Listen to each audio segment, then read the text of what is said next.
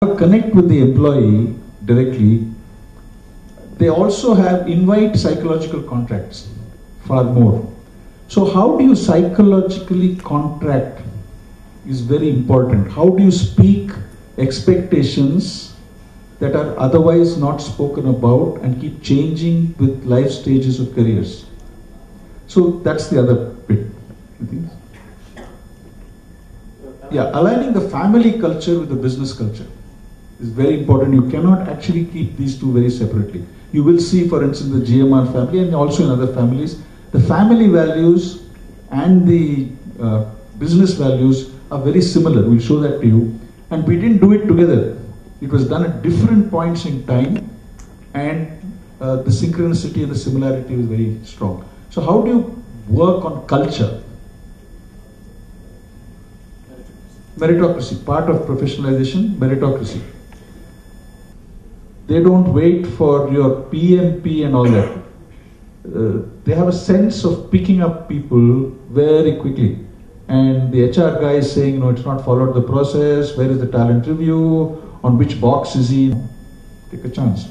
I was once in a family, I was once at IIM Ahmedabad several years ago. I was sitting at a very successful family business leader, and I was recruiting with him at IIM Ahmedabad. 6:30 or 7 in the evening, cold, January, tired, candidate walks in, the usual interview happens, and then we compare notes. So I had sort of marked a D. Maybe it was the evening, maybe it was a long day. Mark Efron will tell you other things about it. But my boss or whoever, he said, take him. I said, why? He reminds me of me when I was his age. That was it. That was it. And I asked myself, who's taking the risk? He, not me.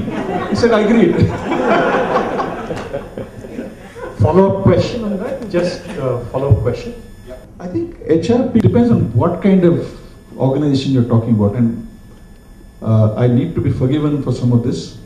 What I've heard of families with their strategy group, let's say in Texas or wherever, much of the HR work is deployment of formats and systems and structures.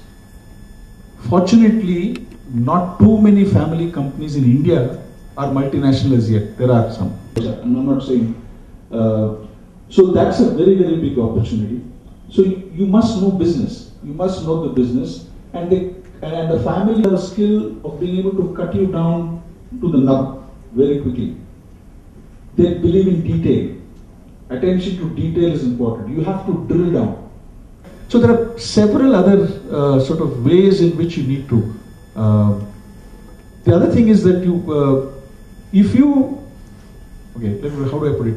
In family business, you have to be willing to take risk. Most often what professionals do in family business is they want the rewards and the family to take the risk. You have to reverse that. The moment you take the risk and apply your professional merit and whatever, take that risk and go in, you're accepted, you're seen, you're given more. One can go on, but there's, yeah. Just I would like to add, they may let go of a little bit of efficiency for effectiveness. Give classical example. Sometimes we say 45 days PMP window shut, everything done, 100% compliance, wah, wah, wah, clap. In a family business, at the end of the day, they say, are the employees happy? What is it? Okay, fine, we say 10 on 10 on this in terms of closing the appraisal window. And as I said, some element of subjectivity will come in. So somewhere you will see that it is not about the efficiency, it's about the effectiveness. That's one part. Second part is, this is in relation to the piece of alignment of family culture with business culture. One of the key things that we need to keep in mind is family envisioning in terms of what they aspire for has to be aligned with the business strategy. This is where the marriage of the family values and the business values, and it's a very clear-cut overlap that you will see that exists. It's extremely important. If the aspirations of the family is not taken into account while you are doing the business strategy, there tends to be a problem. So that's a mechanism by which, we bring that into account. So that's the second piece that I feel it's important. Family business needs to learn to live with its exceptions, surprises. You have decided, minuted, that this will be the way it is done. And sure enough, just as you think the ink has dried, there will be one swirl and a twist to it. Professionals, not only talking of HR, professionals who seek role clarity are less successful in family businesses than professionals who seek goal clarity. Tell me what you expect. Generally in interviews, if you find people who've never worked in family businesses, say, what is my role, where is my job description, whom do I report to, where is the handoff. So they're far more concerned with their turf and the clarity of their turf. But if you interview somebody who's been in another family business, yeah, that's a guideline, but tell me where to step in. What is to be achieved? And that helps a great deal. And just if HR people and our professionals just do this one thing, I think it will be a huge difference. And one thing that sort of struck me as a difference is in terms of trust. And I'm talking about, not the, like you gave an example of meritocracy and you talked about picking someone very junior. But when it comes to top management, my experience of family businesses is that they have, the very, very, very top level are people who have been very close for very long, and it's extremely difficult for anyone to break into that. And once somebody has got there, he can do okay. You see, there's one thing I forgot to tell you. It's great that you decided this way, but don't ever stop being independent and challenging. Because once you do that, then you're not worth it anymore. So the temptation for a person who has received trust to misuse it is very high. And the only way you can keep that on is to keep the organizational interest first, not even the families. If you start keeping the family interest first before the organizational interest, and you're a non-family member in that trusting position, you're suspect. So the only thing that you keep fixated on is what is good for the organization, which will allow you to challenge family in the same manner as you would have challenged any other process. So this is something, but trust is extremely important, and it's not gained very easily. Entrepreneurs and family founders are a suspicious lot. Rightly so. There are three types of trust that are very, very important in any family business. First is called as the interpersonal trust. The second is called as the competency trust. And the third is called as, which we call it as the identity trust. Interpersonal trust basically is established through relationship, and primarily in the family side that happens pretty fast. But when you talk about professionals, the first area where you actually establish this is through your competency trust, because you start delivering it. And the identity trust is how are you aligning with the goals, vision, mission, aspiration, legacy of the family. It's extremely important. Now once you start doing that and it aligns with your competency trust, the fourth dimension comes in, what we call it as system trust. System trust, it takes a little bit of time before it comes in. But what's more important is from a professional's perspective is that you need to get that competency trust and the identity trust as quickly as possible, because then you will become part of the inner circle. But once you are there, then the possibility of you getting out of it, because now you own that particular system trust, it's very, very, very rare. But to get there, it takes a little bit of time. So if we were to look at it from an HR professional, as a non-family executive, if I were to see in terms of how do I get the trust, because one of the main reasons why you tend to get hired in a family business is starting from that competency trust and then aligning yourself to the identity trust. So maybe one thing, yeah. there's one thing very quickly. Confidentiality. I've had several family founders introduce me, and reference is very important. They don't advertise for family business advisors. You get somebody tells somebody and somebody goes like that. So I've had some people say, the first introduction is confidential person. That's your first competence, is confidentiality. That means he can be trusted with all this stuff, and etc. So I just thought I'll mention this. Yeah. I'm coming from a perspective where, as an HR advisor or a HR person, you're involved in actually family brothers breaking up and say setting up their own businesses and getting independent of them altogether. So here, I agree, the trust, the confidential, so you have written all of that.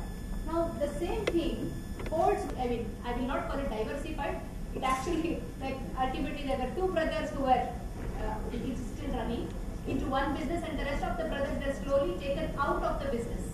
And their children have actually now established a different business altogether. But this, say for example, me as a person, he is trusted all through in the family. Now, how do you see this role? Say, for me, probably at a point in time it might be easier, but how complicated can it get when it comes to confidentiality, because now the brothers don't talk to each other. But that when I am there as a HR professional, do you think I should continue it, or is there a point at which I have to make a choice that?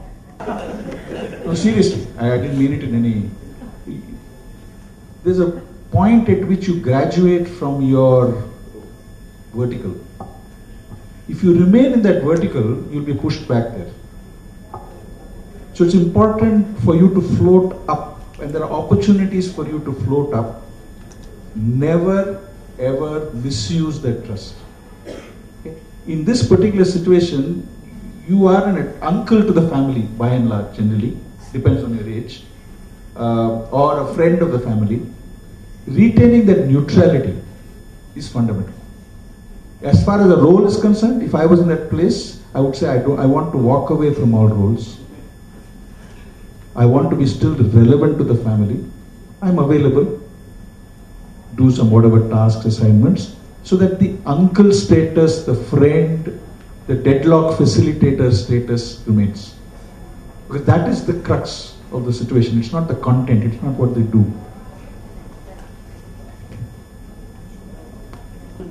From the transient perspective, what I've seen is, of course, two organizations that I've been watching.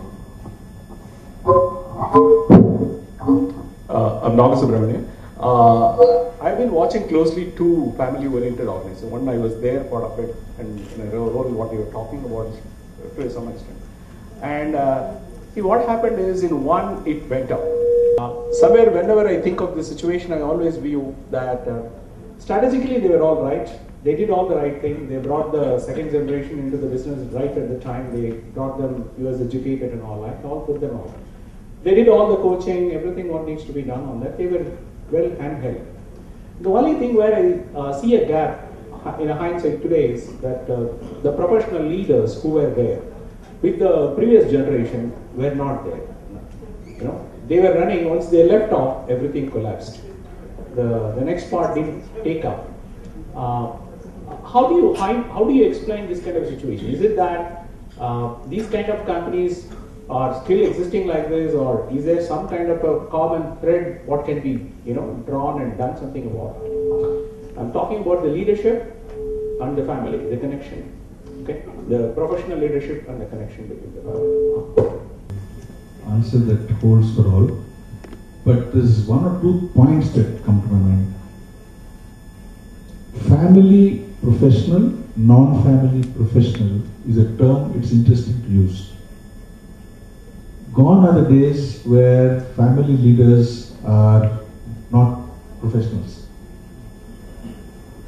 So today you go around, you see a lot of family leaders who are educated, who have the best of management education or engineering education, and all of that. So it's not about their competence or the academic thing. It's about ensuring that they exercise that family, that professional leadership across. So I wouldn't divide between a non-family professional and a family professional. If that leadership is lacking in any situation, whether it is family or non-family, there is hardly. I would still work on alignment. I would still work on alignment between the top decision makers on where to go, how to go, and how fast to reach there. Family businesses have to pace themselves out. Family businesses cannot grow. If they grow at a scorching pace, it affects family. If it affects family, it affects the children. If it affects the children, your son or daughter wouldn't want to come to the family business because the family business has robbed him or her of father's time. So if you want the youngsters to come into family business, you need to, again, sweet spot. How quickly and fast do you want to grow? How much of your time will be burnt building businesses? And many founders have collapsed in that sense. The families have collapsed because they've been building that business at a scorching pace, have had no time or attention to other aspects of the family, etc., etc. You know, I feel stay away from all this family business kind of stuff. I mean, you know, that's what I felt. I mean, I don't know. I mean, I never had the aspiration of converting my business into a family business. To be honest, that is also something which I do not aspire for. But looking at this, just a thought is, you know, maybe it convinced me that not to get into a family kind of.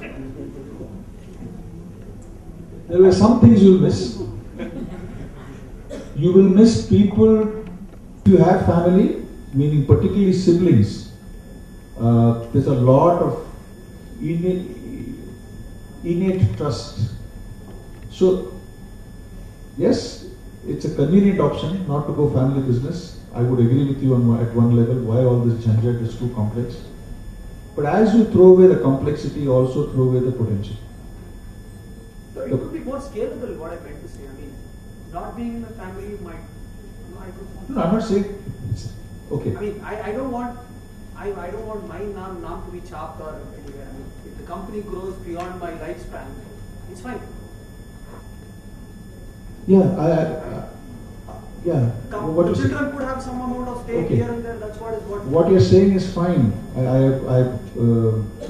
mean, I'm not suggesting you start a family business.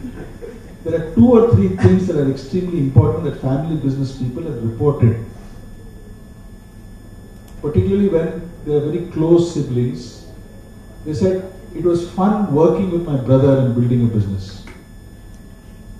Getting talent. Most talent has come in when the father has said, hey, I need to scale up. And the son is studying his BCom somewhere or is studying his MBA in Singapore. And he gets this call saying, you know, I've got another project. I don't have hands.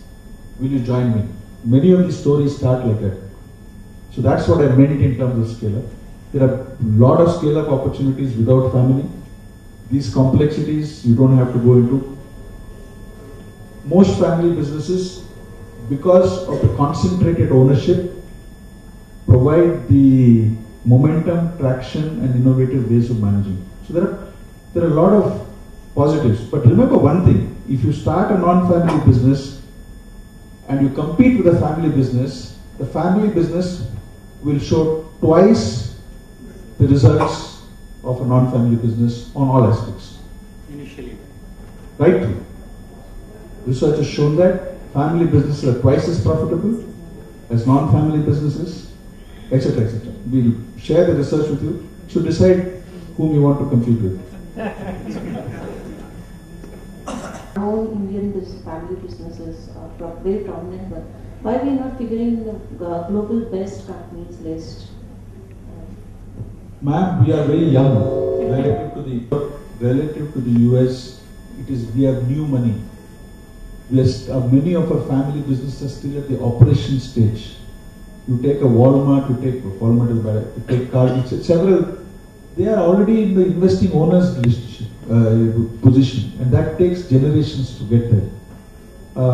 But Having said that, if we don't govern family businesses well, there's no chance that we will ever get to the sort of places you want to get.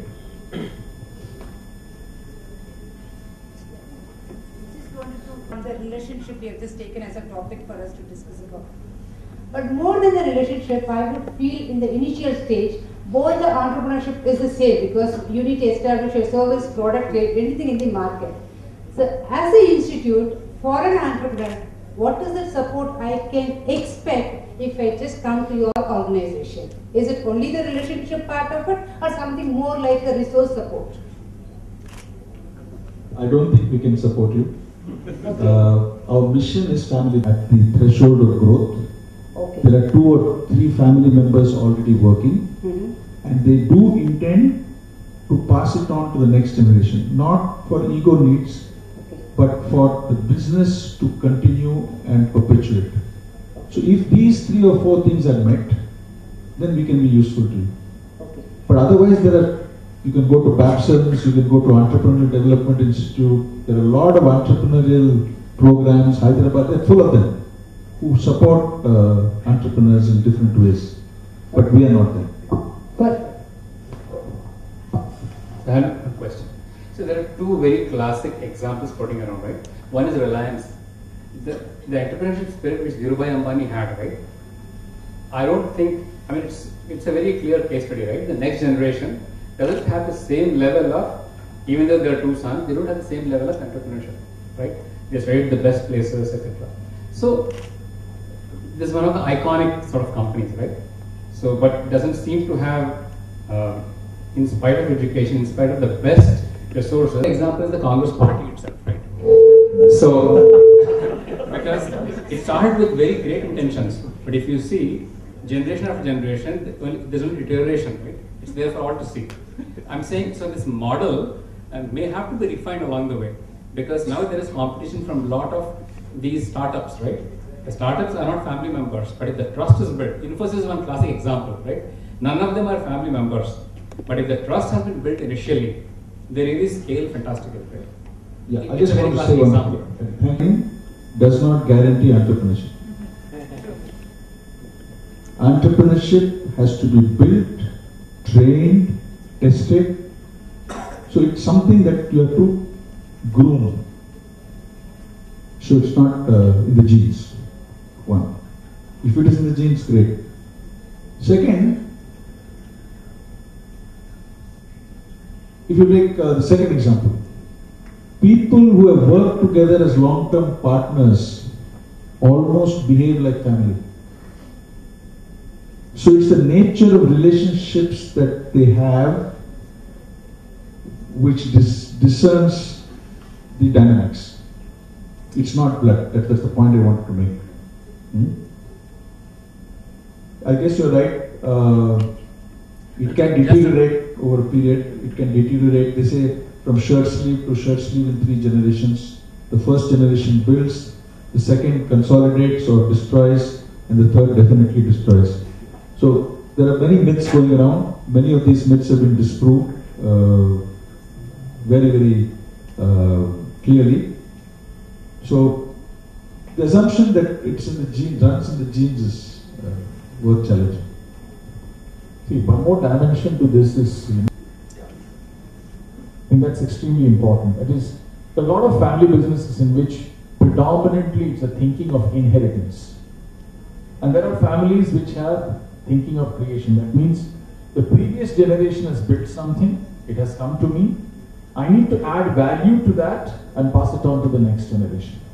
There are family businesses in Europe which is in the 13th generation.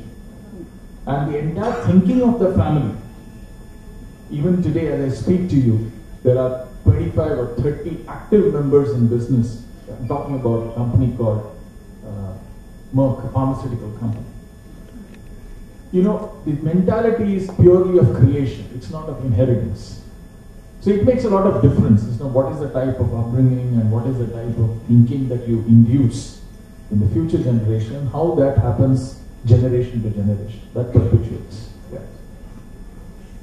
Thanks. Only one thing I want to say is that yes, this model of where, so one, it's good to understand the family-like business so that they can apply that paradigm based on understanding down the road. There's nothing like an absolute model. Absolutely agree with you. I don't think there is a model. Each situation is sort of thought processes that helps you navigate that.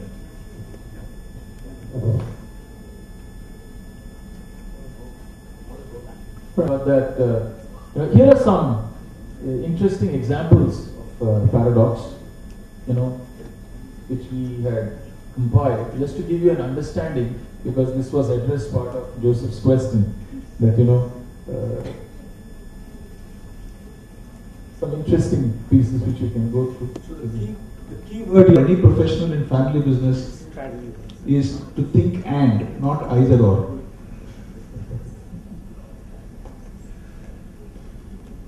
Great. Touch upon the GMR journey in terms of quickly, in terms of, I'll just bring that slide.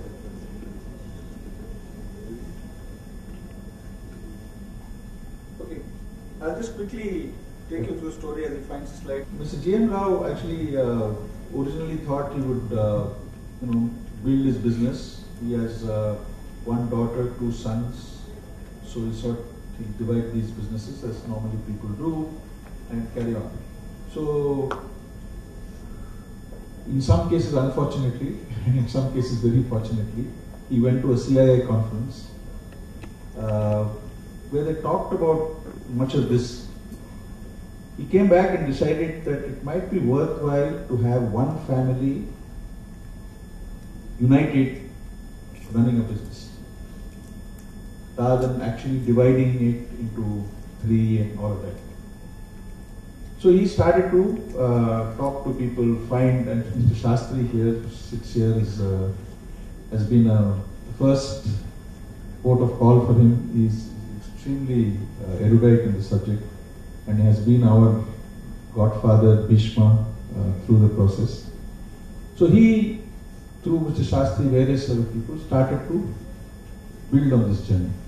The first step was to convince his family that we need to do this. What are the advantages, etc., etc. So this journey starts somewhere in 2000. Then he gets all his family members to come to the CIA conference at Jaipur.